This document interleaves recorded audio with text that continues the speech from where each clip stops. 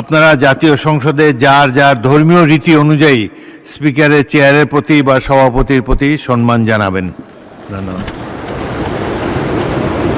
আমি এখন সংসদে স্পিকারের চেয়ারের প্রতি বা সভাপতির প্রতি মাথা ঝুঁকিয়া সম্মান প্রদর্শন করা সম্পর্কে আমার সিদ্ধান্ত জানাবো।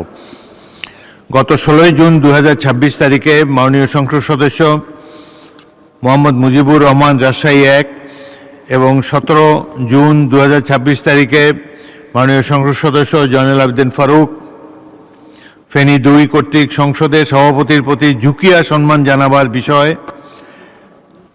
বিষয়টি নোয়াখালী 2, কিন্তু ফেনী 2 লিখছে।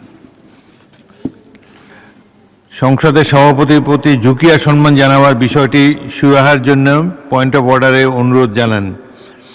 বিষয়টি পরীক্ষা নিরীক্ষা করে জানানো হবে মর্মে আমি জানিয়েছিলাম। সেই প্রেক্ষিতে আমার পর্যবেক্ষণ ও সিদ্ধান্ত জানাচ্ছি।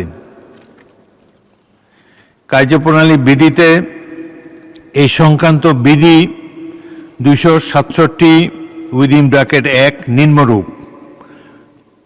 267 সংসদের বৈঠক চলাকালে কোনো সদস্য 1 সংসদে প্রবেশ করার বা সংসদ কক্ষ ত্যাগ করার সময় এবং তার আসন গ্রহণ বা ত্যাগ করার সময় সভাপতির প্রতি সম্মান প্রদর্শন করিবেন।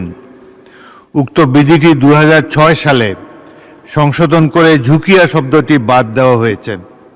আমি পরীক্ষা করে দেখেছি, 8ম সংসদের কার্যপ্রণালী বিধি সম্পর্কিত স্থায়ী কমিটি 20 সেপ্টেম্বর 2026 তারিখে সংসদে একটি রিপোর্ট উপস্থাপন করে।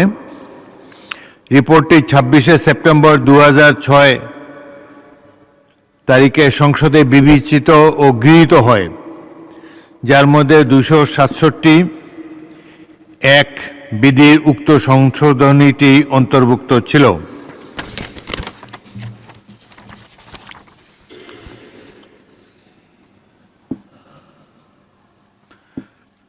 অতএব আমাদের কার্যপ্রণালী বিধির 267(1) বিধি হইতে ঝুঁকিয়া শব্দটি বাদ দেওয়া হয়েছে।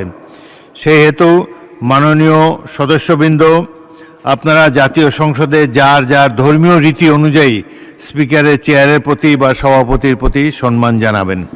ধন্যবাদ।